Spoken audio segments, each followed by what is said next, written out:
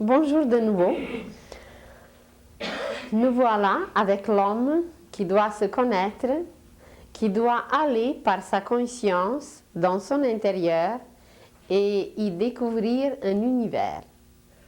Toute l'humanité aujourd'hui passe par ce transfert à travers lequel elle va accéder à un degré supérieur de sa conscience.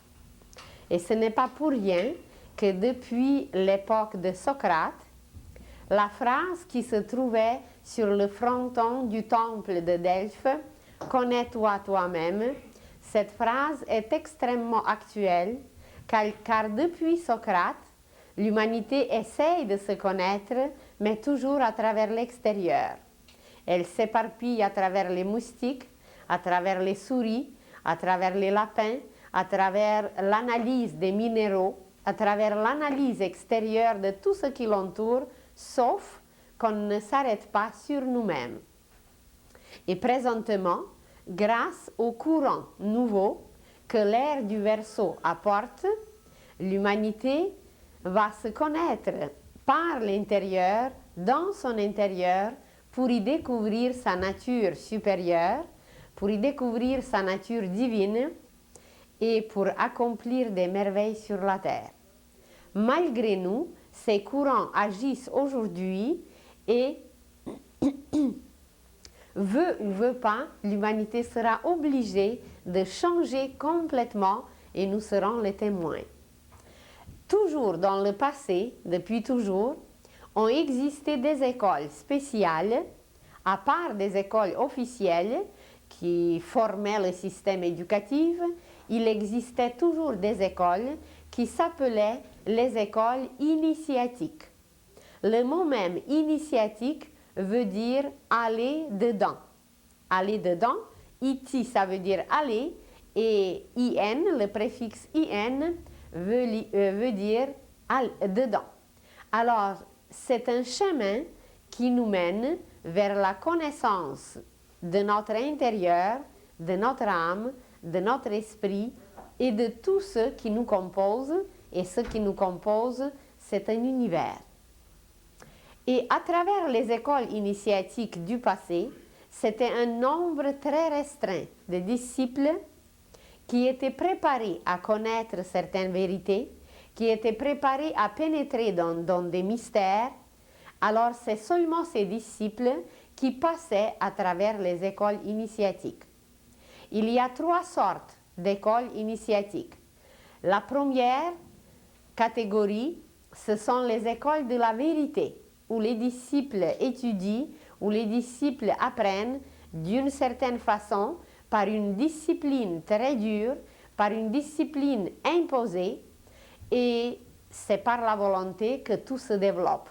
Il y a des exercices très rigoureux à suivre, il y a des travaux à accomplir sur tous les plans, il y a des méditations prolongées, il y a un apprentissage sur tous les plans et les disciples travaillent surtout par la volonté. Mais il n'y en a pas beaucoup qui sont prêts à cette école car vraiment elle est très exigeante.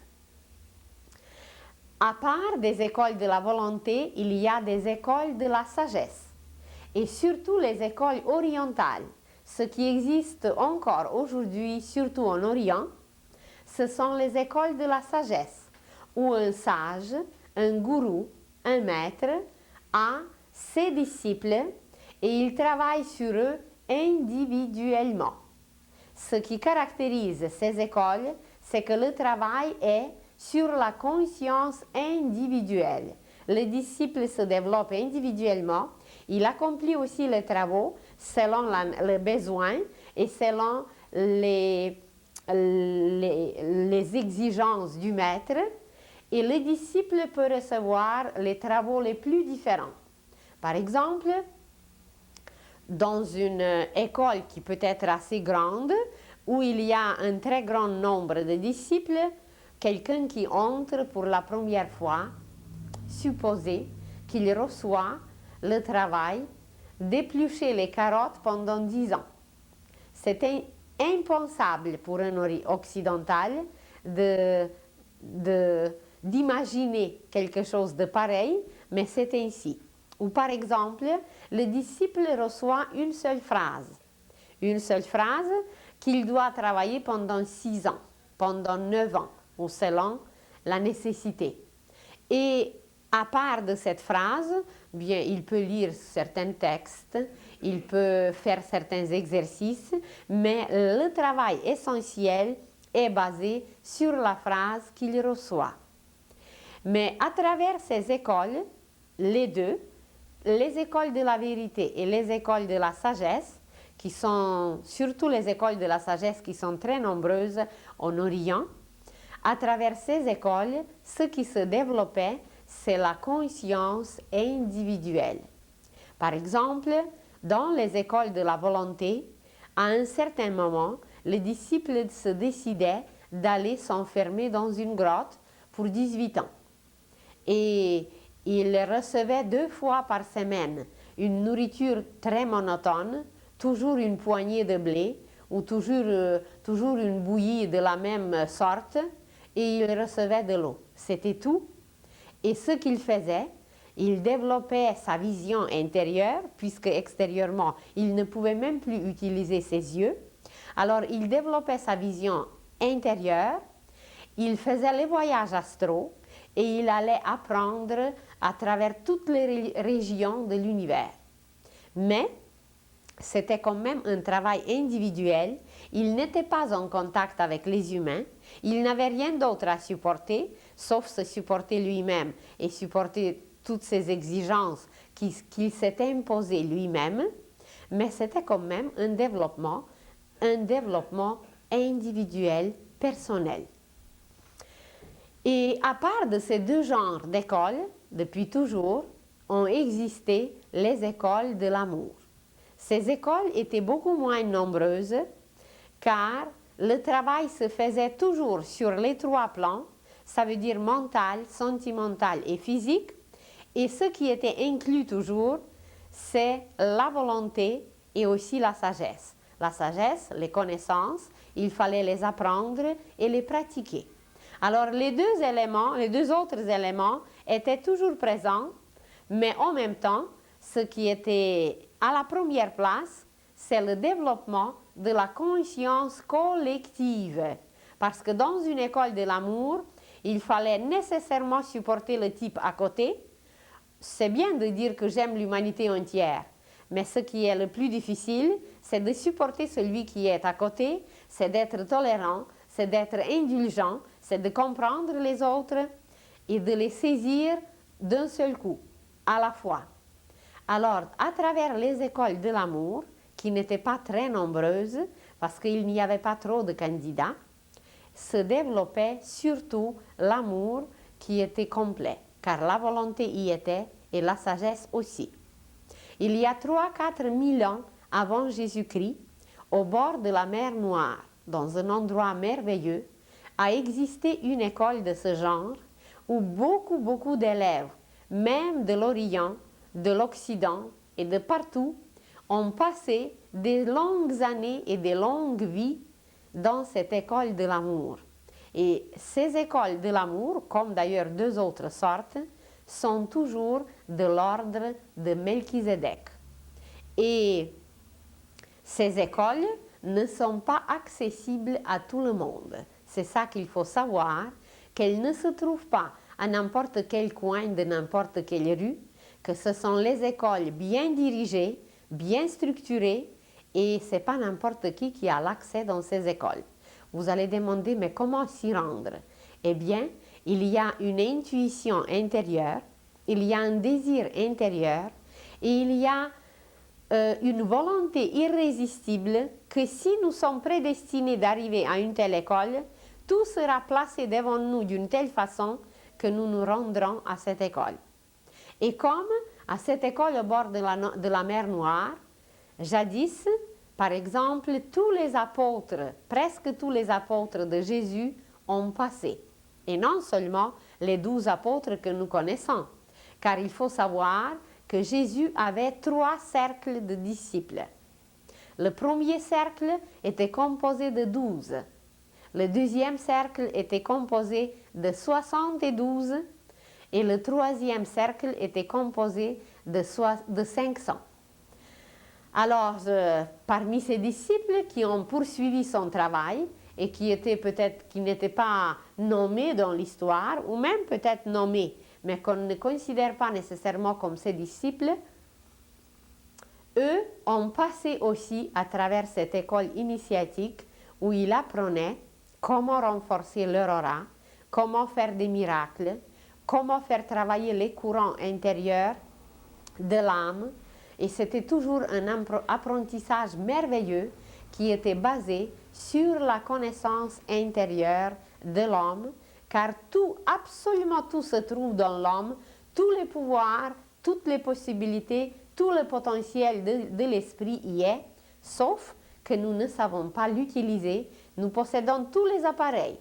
Nos organes, ce sont des planètes, nos chakras, ce sont des soleils, mais nous n'avons aucune idée de ce potentiel et nous ne savons pas les utiliser et nous sommes encore plongés dans la misère, dans la souffrance et dans tout ce que nous vivons aujourd'hui sans savoir de quelle nature nous sommes et quelles possibilités inouïes se trouvent en nous. Nous allons parler bientôt de nos mains et vous allez voir que nos 10 doigts sont des antennes qui sont liées aux énergies cosmiques de 10 degrés de la conscience universelle et que seulement par nos doigts nous pouvons accomplir tout ce que Jésus accomplissait, ce qu'on dit encore aujourd'hui des miracles. Qu'il y a une écriture extraordinaire qui est dans nos mains, qu'il y a des montagnes, qu'il y a des signes, qu'il y a des croix, qu'il y a des étoiles, qu'il y a des soleils et que tout est inscrit. Il y a d'abord le passé, il y a l'avenir, il y a des lignes qu'on ne peut plus changer parce qu'elles expriment l'intelligence acquise, les expériences qu'on a faites dans le passé et qui représentent la sagesse aujourd'hui, la ligne du cœur, la ligne de la tête, donc l'intelligence, l'amour, tout ce qu'on a pratiqué est inscrit et même on apprendra les petits détails de ces lignes parce que la ligne est composée de beaucoup d'autres petites lignes et l'homme, à travers sa main, il se connaîtra. Puis sur l'autre main, c'est son avenir qui est écrit. Et vous le savez très bien que dans le passé, quand on ne savait pas signer notre nom, on nous obligeait de mettre l'empreinte de notre pouce. Et on ne connaît pas quelle sorte d'écriture il y en a. Imaginez qu'il y a 4 milliards de pouces sur la Terre, il n'y a pas deux pareils. Ça veut dire que toutes nos expériences du passé, que tout notre bagage qu'on a et tout notre potentiel, tout notre génie, c'est particulier, c'est varié, c'est multiple, il n'y a pas deux pareils. Seulement, on n'est pas conscient que tout cela est dedans. Nous allons parler de l'œil, par exemple, et vous allez voir que la structure de l'univers est cachée dans l'œil. Nous allons parler des pieds. L'organisme complet est résumé dans les pieds. Et quelle volonté il existe dans les pieds, on ne sait pas encore quelle volonté est cachée dans nos pieds. Imaginez comment les pieds nous transportent, comment les pieds nous permettent de nous déplacer et quel travail merveilleux nos pieds accomplissent. Et nous, on est pleinement inconscient qu'il y a une volonté peut-être qui s'exprime à travers les pieds. Alors, les pieds, bon, on ne les considère pas trop. Mais imaginez la puissance sexuelle. Qu'est-ce qu'on connaît à travers ces glandes mystérieuses qui produisent la vie, et l'homme ne sait pas quoi faire avec, et il va la perdre inutilement n'importe où, au lieu de la diriger vers son cerveau et faire des miracles comme Jésus le faisait. Alors, c'est que nous ne nous connaissons pas. Il existe aujourd'hui une science nouvelle qui s'appelle l'iridologie. Et cette science étudie l'œil, seulement l'iris. Alors, il y a la pupille qu'on ne connaît pas à quoi elle correspond. Il y a l'iris qui contient au complet notre corps. Et il y a des points. Il y a un tel point qui correspond au foie. Il y a un tel point qui correspond au genou. Il y a un autre point qui correspond à l'estomac. Au complet, nous y sommes parce que l'iris, c'est un soleil. Alors, comme il y a tout sur le soleil, il y a tout dans notre œil, dans notre iris, qui est une miniature de soleil. Mais on a d'autres soleils. Le plexus solaire, c'est un soleil merveilleux qui est capable de tout régénérer, de tout ressusciter, de tout guérir. Et puis nous, on se dirige vers les médecins, vers les guérisseurs, vers tous les moyens extérieurs, sauf de se diriger vers cette pharmacie unique, unique dans l'univers où tout est déposé. En dose homéopathique, quand on va apprendre la bonne mesure, qui est la sagesse, à travers cette bonne mesure, bien, on va être automatiquement en harmonie avec les lois universelles. On va tout mesurer, tout est déposé dans notre plexus et on pourra tout puiser à l'infini, mais à la condition de cette bonne mesure qui sont les doses homéopathiques. Aujourd'hui, nous nous lançons dans les doses allopathiques et on est gavé de tout et on est malade de tout parce qu'on n'a pas la bonne mesure, on n'a pas la sagesse. Voilà. Et où on apprenait toutes ces choses? On les apprenait dans les écoles initiatiques. Et bientôt, la terre entière va devenir une école divine où nos enfants vont apprendre des merveilles dont on n'a aucune idée. Ils vont apprendre comment faire un geste pour ne pas brusquer les êtres qui sont là auprès de nous et qui viennent nous aider. Ils vont apprendre à lire leurs mains. Ils vont apprendre à se regarder dans les yeux et à se découvrir à travers les yeux. Car les yeux sont liés à la vérité et ils ne nous trompent jamais. Mais on ne sait pas trop comment voir parce qu'on ne projette pas encore la vraie lumière qui nous éclaire. Et on va l'apprendre à la projeter parce que cette vraie lumière existe dans ce qui est appelé aujourd'hui le troisième œil. Alors on va apprendre comment travailler, comment utiliser. C'est comme si vous donnez votre voiture à quelqu'un et puis il commence à se diriger sur la route, mais il ne sait pas qu'il faut allumer les phares. Alors l'humanité d'aujourd'hui est comparable à ce chauffeur qui ne sait pas comment manipuler avec sa voiture et il ne peut se déplacer nulle part. Parce que la route ne sera pas éclairée, le moteur ne va pas fonctionner, rien ne marchera et pourtant tout est là.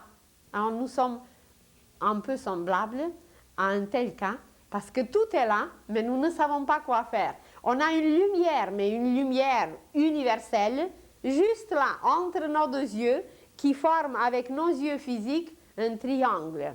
Alors de projeter cette lumière de l'âme qui est toujours en nous, mais on ne sait pas quoi faire, on ne sait même pas qu'elle est là. Alors comment voulez-vous qu'on voit clair? Comment voulez-vous qu'on voit des choses telles qu'elles sont et qu'on vit quelque chose de merveilleux, qu'on soit des citoyens de l'univers? C'est encore impossible car nous sommes pleinement inconscients de cela. Et aujourd'hui, pour la première fois dans notre histoire, les connaissances des écoles initiatiques, les connaissances qui étaient cachées, comme on cache certaines choses à nos enfants, on ne leur dévoile pas jusqu'à ce qu'il ait un âge suffisant pour pouvoir comprendre.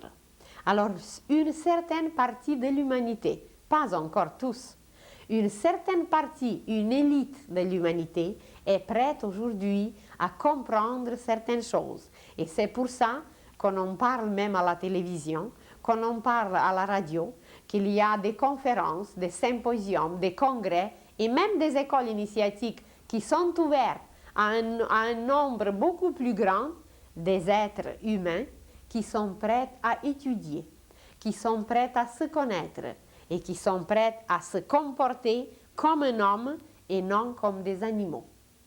Et tous ceux qui sont prêts, bien, tout leur sera donné, tout leur sera dévoilé et ils deviendront ce qui est devenu Jésus quand il a reçu le principe christique en lui. Nous allons devenir des fils et des filles divins.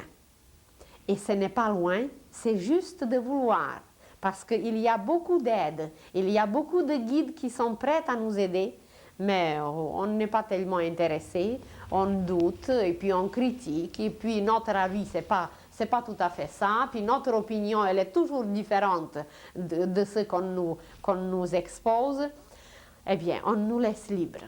Et nous serons les témoins. Qu'est-ce qu'il va arriver et comment ça va se passer sur la terre présentement.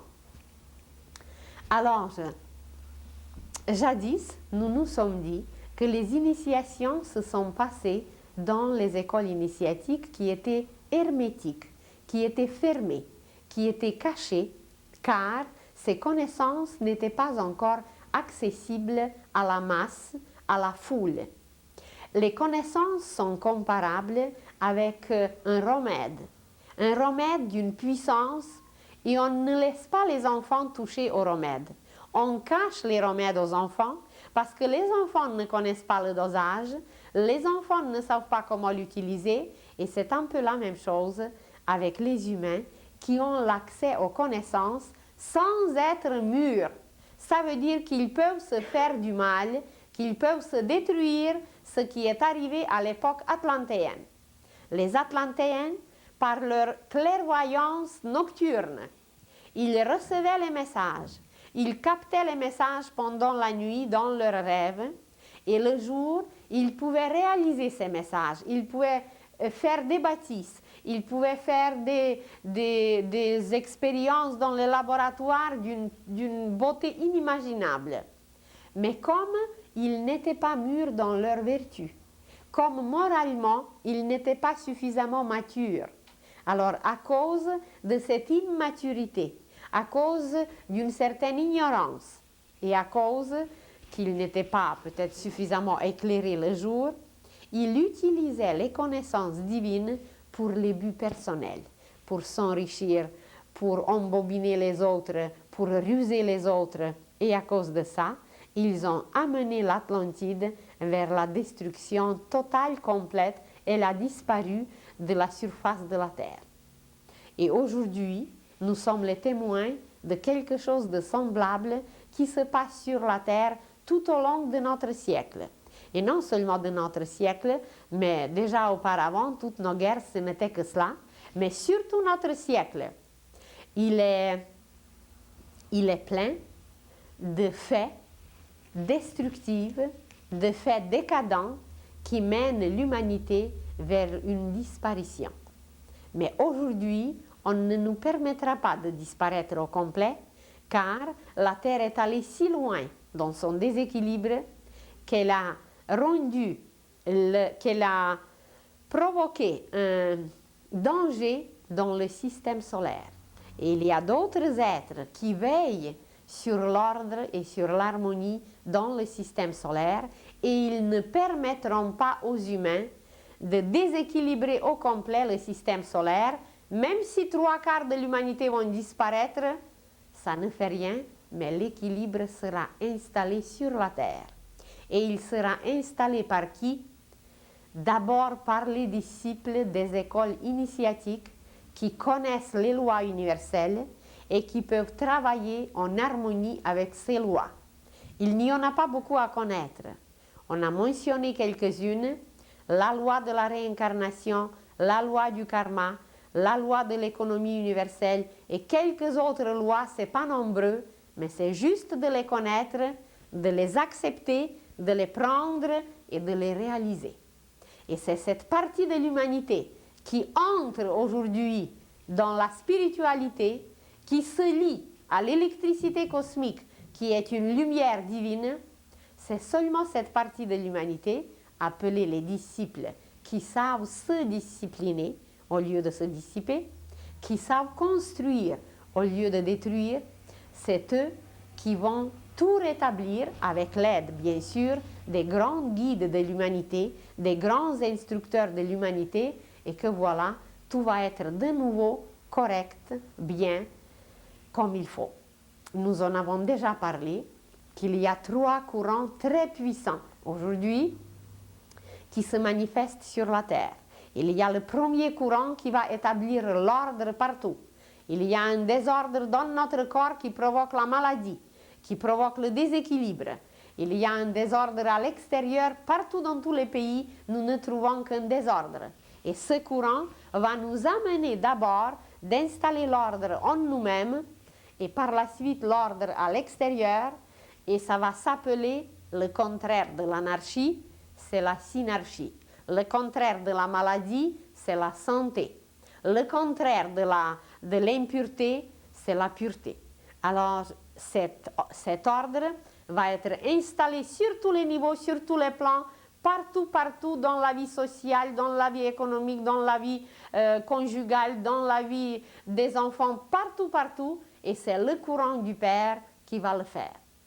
Le deuxième courant qui va amener un changement complet dans notre vie intérieure, c'est le courant du Christ, c'est la deuxième venue du Christ qui va provoquer, d'abord nous on va se préparer, tous ces disciples qui travaillent sur la connaissance intérieure de leur corps, de leur harmonie intérieure, de leur paix, ils apprendront comment préparer le corps éthérique qui entoure et qui entrepénètre le corps physique, comment préparer ce corps qui était appelé dans le passé la coupe du Graal. C'est vraiment une coupe, c'est un récipient qui va recevoir un principe cosmique de l'amour, qui est appelé Christ. Et c'est ce deuxième courant qui travaille sur nous sans cesse, et malgré nous, ceux qui sont prêts, ils vont se préparer, et ceux qui ne sont pas prêts, ils seront éliminés. Ils seront broyés, pulvérisés, complètement éloignés de la terre.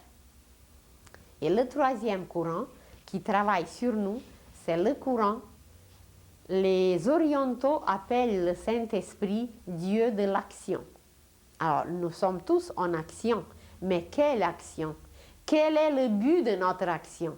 Si le but divin est disparu de notre action est guidée par le courant descendant et elle va aboutir absolument, inévitablement à la mort. Et c'est pour ça que nous mourons, parce que nous sommes tous dans le courant descendant où la vie se décompose. Il y a deux courants de la vie, le courant descendant et le courant ascendant. Alors ce Dieu de l'action, qui est le Saint-Esprit, dans son intérêt, c'est d'amener tout le monde vers la lumière, pour que le but de nos actions soit lumière, pour que le but soit noble, pour que le but soit divin, éternel. Parce que ce but, si nous nous le mettons, si nous nous le donnons, un but valable, éternel, collectif, fraternel, un but d'amour, c'est qu'il nous ressuscite. Il amène la vie dans nos cellules. Au lieu de les crisper, ça dilate nos cellules et nos cellules sont remplies de lumière. Et la première manifestation que notre but est correct, que nos actions sont correctes, c'est une joie ininterrompue. Et personne au monde ne pourra vous convaincre que ce n'est pas vrai, que ce n'est pas ici. Vous serez sûr et certain, comme si vous êtes sûr et certain quand vous avez faim ou quand vous avez soif. Même si la terre entière vous dit que ce n'est pas vrai, vous le sentez, vous le vivez. Et nous allons vivre cette joie intérieure qu'il n'y aura rien au monde pour nous bouleverser, pour nous mettre en dehors de nous-mêmes. Il n'y aura rien qui pourra nous déranger, car nous serons constamment liés à cette lumière qui va circuler et ça va être un mouvement perpétuel, une vie immortelle, une vie éternelle, l'appelez-la comme vous voulez, mais c'est la puissance de Saint-Esprit qui se manifestera à travers nous. Mais qu'est-ce qu'il va nous lier à ça? C'est notre but. C'est le but de nos actions et les hommes apprendront à mettre un but valable, un but divin, un but durable à la moindre action, au moindre geste. Tandis qu'aujourd'hui, c'est un but infernal. C'est un but de créer des horreurs et de nourrir les humains et de les ruser et de s'enrichir sur les humains qui sont stupides et qui payent pour toutes ces abominations que le cerveau humain est arrivé aujourd'hui à créer. Et ce qui n'existe pas dans ces productions d'aujourd'hui, c'est qu'il n'y a pas de lumière. Et c'est ça qui crée dans nos cellules une angoisse, c'est ça qui crée une confusion, c'est ça qui crée un déséquilibre et que voilà, on se dirige pas près partout, on cherche les remèdes partout et on ne les trouve nulle part parce qu'ils sont dedans, dans notre propre lumière qui va se manifester par l'aura, qui va se manifester par le sourire, qui va se manifester par la joie ininterrompue parce que l'âme est dedans. Et si nous lui donnons la vie, si nous lui permettons à respirer, si nous lui permettons à se manifester, dans le sens de se manifester, eh bien, c'est la première preuve tangible que nous sommes corrects, que nous sommes sur la bonne voie, que notre but est clair, c'est la joie ininterrompue. Ce n'est pas la joie d'un ivrogne qui va être joyeux quand il prend son verre et le lendemain matin, il est complètement débalancé, il est malade, il ne peut plus continuer rien. Ce n'est pas cette joie d'un ivrogne. Ce n'est pas cette joie de celui qui a gagné 1 million au casino et que le lendemain, il doit quitter sa famille et que tout est à l'envers et qu'il a des remords de sa conscience et qu'il doit s'isoler dans un désert. Ce n'est pas cette joie de 2 heures, d'1 heure, d'une journée. C'est une joie qui n'arrête plus jamais. Et sur un autre plan, dans nos sentiments, cette joie de nos cellules, c'est nos cellules qui sont joyeuses et cette joie sort de nous à travers nos vibrations. Et par la suite, ça se manifeste par les émanations de nos sentiments. Notre corps sentimental vit dans une paix, dans un calme, même s'il y a un vacarme épouvantable autour. Même si tout est à l'envers autour, nous sommes capables de travailler sans cesse, nous sommes infatigables, nous sommes pleins de cette joie et de cet enthousiasme, mais surtout, ce qu'on ressent dans nos cellules, c'est une paix. Il n'y a pas de mots pour la décrire, mais c'est une paix ininterrompue. Vous pouvez aller jusqu'au bout du monde. Vous pouvez trouver tout ce que vous voulez avec cette paix qui est une patience, qui est une joie, qui est une tolérance, qui est une douceur, qui contient toutes les autres qualités. C'est complet. Et qu'est-ce que ça donne sur un autre plan? Sur le plan de la pensée, c'est une joie encore plus intense qui peut peut-être s'exprimer par un contentement sans cesse, par un contentement qui résonne dans l'univers comme une musique. Parce que notre pensée est de nature musicale. Quand notre pensée n'est pas juste, elle est fausse. Et quand nous faussons, cette fausseté s'exprime dans nos cellules. À travers nos cellules, il y a des émanations et des vibrations, pas dérangées, mais déformées, qui sortent et ça fait mal à nos cellules. Et c'est ça les maladies. Et c'est ça se sentir mal dans notre peau. C'est que notre pensée n'a pas un but élevé.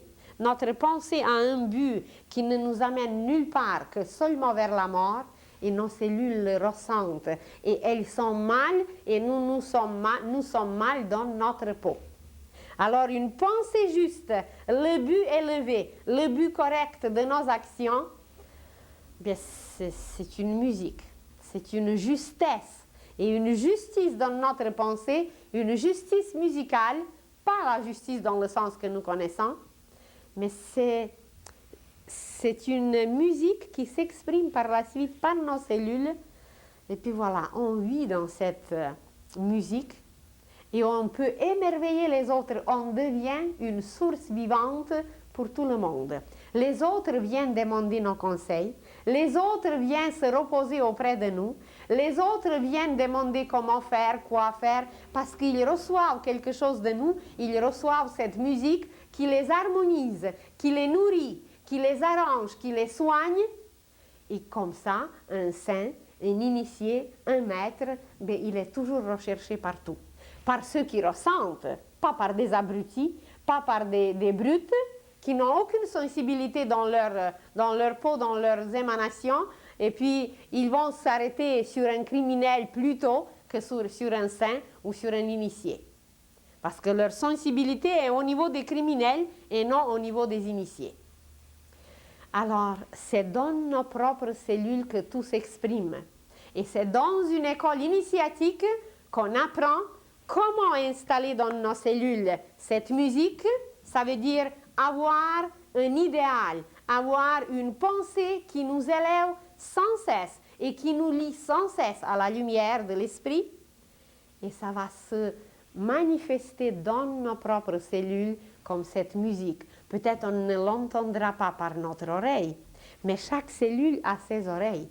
Et chaque cellule entendra cette musique et nous serons tellement bien partout que même si on nous place dans l'enfer, on est bien pareil. Et ils ne pourront même pas nous supporter. Vous connaissez peut-être l'histoire de Salomon, qui était un roi extraordinaire, qui nous a laissé les cantiques des cantiques. Et Salomon est allé une fois dans l'enfer. Comme il voulait voir partout, alors il est allé dans l'enfer. Et il observait, il regardait, et puis il avait un mètre avec lui, une mesure, et il commence à mesurer. Il commence à prendre ses mesures. Alors on lui demande, le chef des diables, lui demande, mais qu'est-ce que tu fais ici, le roi? Oh, il dit, je prends mes mesures. Et qu'est-ce que tu veux faire avec tes mesures? Je veux bâtir un temple. Et là, le conseil des diables s'est réuni immédiatement et ils ont décidé de chasser Salomon de l'enfer parce qu'il les dérangeait. Vous vous rendez compte de bâtir un temple dans l'enfer? Alors, ils ne peuvent pas supporter la bonne mesure. Ils ne peuvent pas supporter la sagesse, parce que c'était le roi de la sagesse. Ça ne va pas avec eux. Alors, ils ne nous supporteront pas, même si on est envoyé là. Et voilà, ça va être indispensable pour toute notre direction future de penser qu'il y a un lien à faire avec la lumière. La lumière du Saint-Esprit, du Père, du Christ. Vous prenez une lumière quelconque, c'est toujours de la même source. Et cette lumière va relier notre pensée à une source éternelle qui ne nous permettra pas de subir les influences du courant décadent, du courant descendant. Et comment le faire? Comment se lier à cette électricité cosmique? Nous avons dans notre corps un nerf concret que la science va découvrir. Et ce nerf mène du cœur dans le cerveau. Et à travers le chakra aux 1000 pétales, qu'on en a peut-être parlé, dont on a peut-être parlé déjà, le chakra aux 1000 pétales, qu'ici vous voyez comme un halo, ici vous le voyez autour de notre tête, tandis que sur l'image suivante, vous le verrez un peu comme une fleur qui est au-dessus de notre tête. Le chakra à 1000 pétales, comme un lotus doré, c'est à travers ce chakra que ce nerf qui existe en nous nous relie à l'électricité cosmique. Et cette électricité cosmique, ce n'est rien d'autre que la lumière divine qui ne nous permet pas de péricliter, qui ne nous permet pas de se lier au courant descendant et qui nous tire toujours vers le haut et qui nous tire vers le haut et que voilà, on ressuscite par la reconnaissance, par la confiance, par l'indulgence, par beaucoup d'autres qualités. On se régénère nous-mêmes parce qu'on introduit dans nos cellules un rythme. Et ce rythme est musical. Et ce rythme musical provient de la lumière, de l'âme évidemment, de l'âme universelle. Et quand ce rythme musical est dans nos cellules, c'est que nous sommes infiniment bien dans notre peau.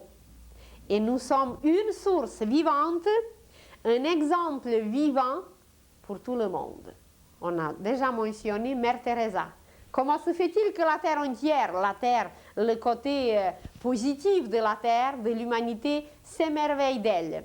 Comment se fait-il que Padre Pio a pu émerveiller des milliers d'êtres, non seulement des chrétiens, mais il y a aux Indes, il y a en Afrique, il y a partout dans le monde, ceux qui reconnaissaient la valeur de l'esprit, il était émerveillé par cet être qui, partout où il marchait, partout où il guérissait, partout où il allait, même s'il possédait sur ses mains des stigmates, même s'il saignait, mais c'était pour quelque chose.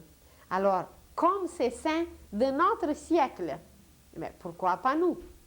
Pas nécessairement de s'enfermer quelque part dans un cloître, mais projeter la lumière, émerveiller les humains et devenir une source vivante.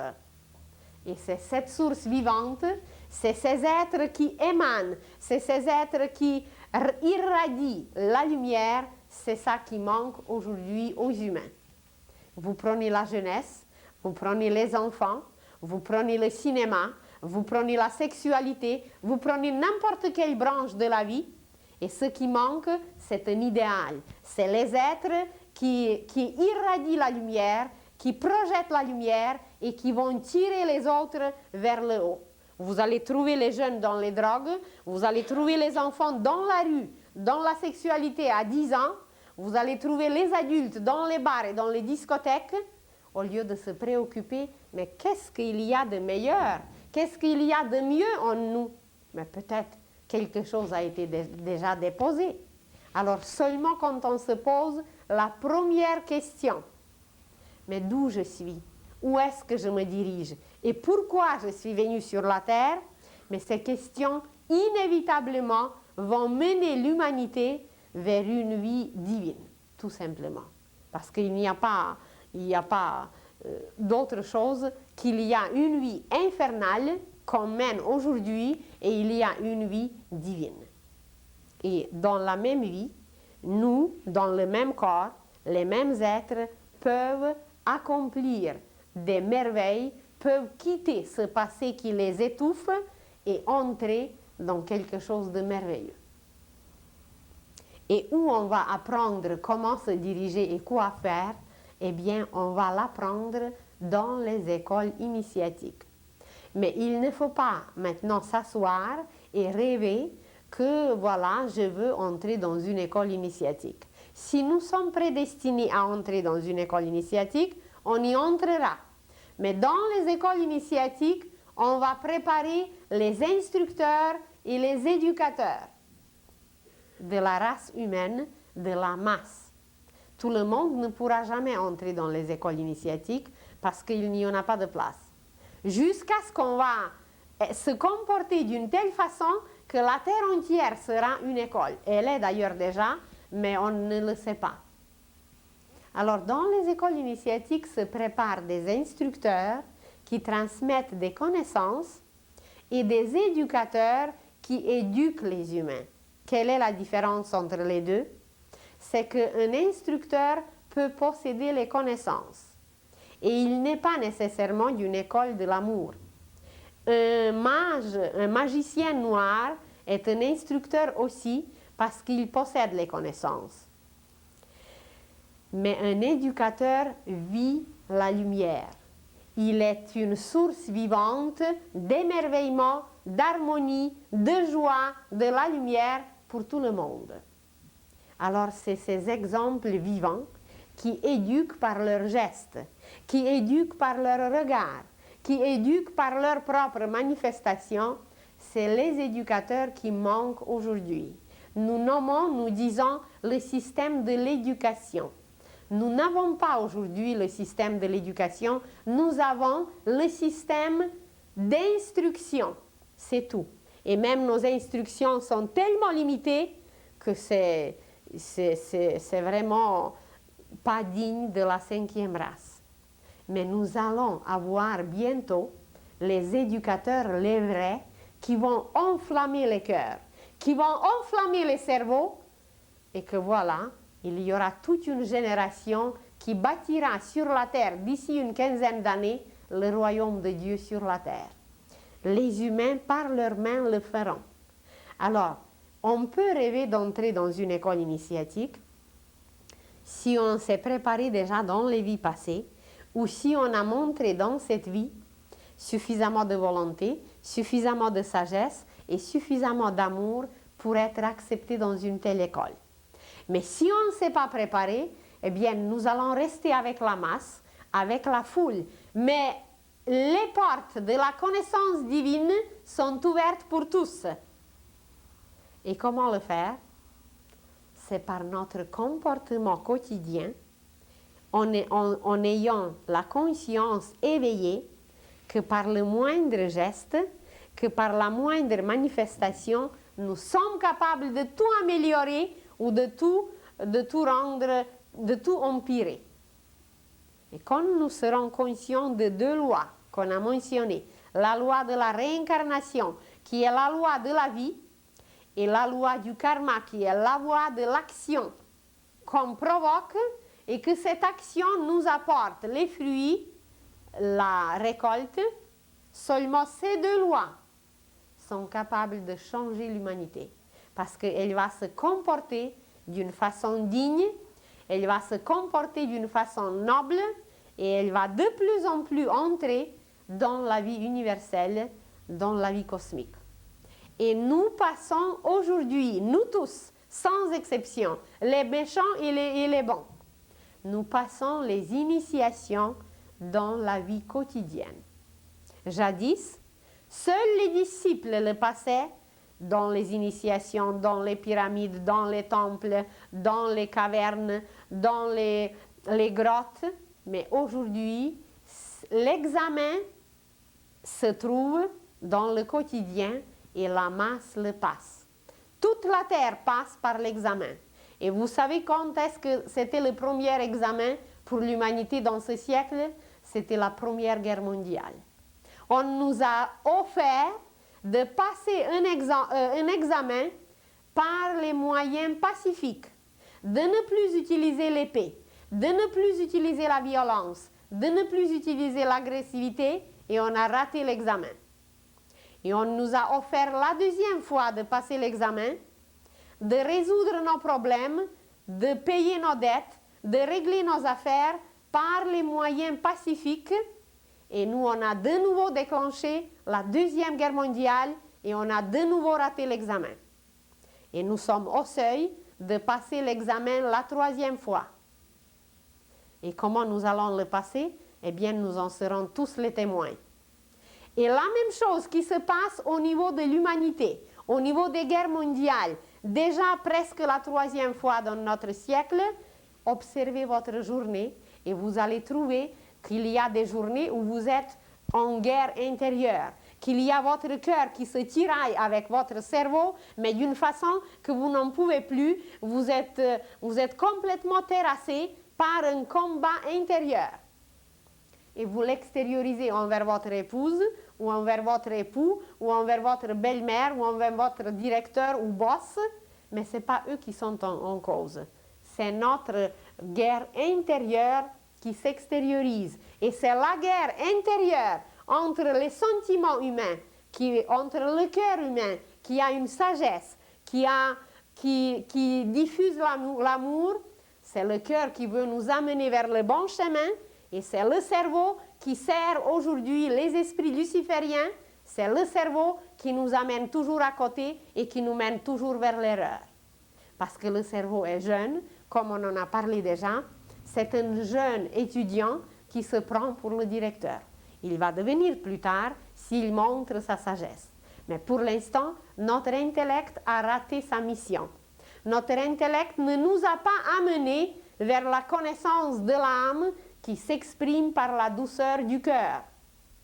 Notre intellect nous mène vers la paresse, vers la lâcheté, tandis que le cœur ne lâche jamais. Au contraire, nous introduisons des combustibles insupportables et nous lui faisons les crises cardiaques au lieu de le libérer de toutes sortes de déchets, de toutes sortes de poisons pour qu'il puisse battre pour l'âme. Parce que le cœur est l'appareil de l'âme. Et si nous regardons l'humanité aujourd'hui, comment elle se comporte, elle ne se comporte pas comme le cœur. Elle arrête de travailler n'importe quand ça lui semble bon. Elle arrête de faire cela ou cela pour n'importe quelle raison, qui n'est pas une bonne raison. Est-ce que le cœur arrête de travailler? Est-ce qu'il dit, bon écoutez, je me mets en grève pour 2 semaines, excusez-moi, j'arrête de battre. Et qu'est-ce que l'organisme fera? Qu'est-ce que l'âme fera? Qu'est-ce que l'esprit fera? Qu'est-ce que les anges feront qui attendent de nous des fruits? Eh bien, ça ne se fait pas dans notre organisme qui est un univers. Il n'y a jamais d'arrêt. Est-ce que les poumons refusent de respirer? Ils refusent quand on a introduit trop d'impuretés mentales et quand on a créé une maladie des poumons.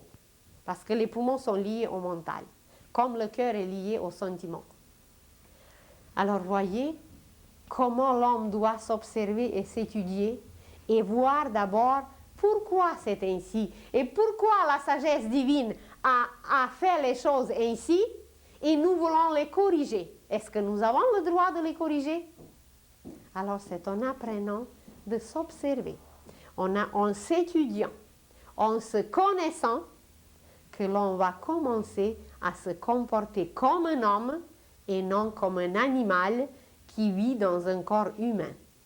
Parce que nous nous sommes dit déjà que l'humanité est dirigée, régie, jusqu'à par-dessus de la tête, par la loi animale qui est la violence et qui n'a plus de place en nous depuis que nous avons commencé à marcher verticalement.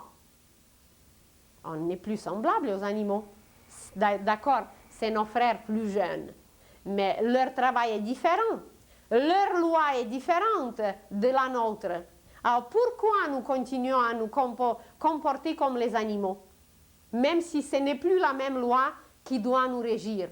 Ben, c'est la loi de l'amour, c'est la loi du cœur. Et nous nous comportons exactement comme les animaux, seulement qu'on a branché l'intelligence cosmique nous a permis de nous brancher à l'électricité cosmique, ça fait déjà bien longtemps, et nous on a refusé. Et on ne se branche pas, et on vit dans l'obscurité, et on vit dans l'animalité, et observez bien comment est le degré de tout aujourd'hui.